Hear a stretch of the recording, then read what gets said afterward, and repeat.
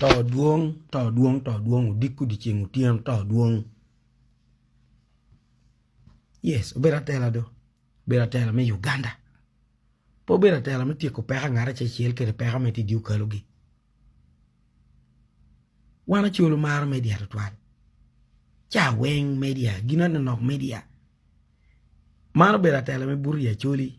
Ame rom ya ite wona ka diu kala me te ko ni umin wana binu kan. Wana chalo group me ya chuli. Wan po miru gina chala man. Pe me u yaro miu tinwa dana dite meti alwen mene ni jem du chituni ya chuli. Ana hari yang wanu lochi. Wina una me to duon wori la kucha.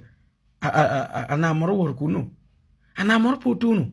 Et wan po binu toko ni wana chalo lengi. Po mita ana moro bin i Facebook. Unye TikTok. Wan lengu lingi ti eto timu jeme wa professionally.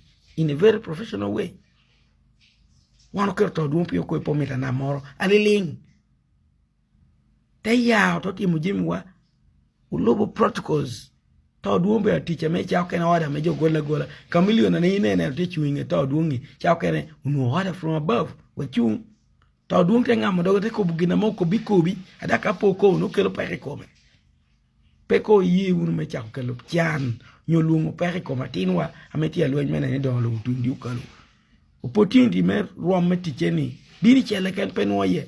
So let's use it in a very good way. Let's utilize the chance that government has given to him. We wana uchiem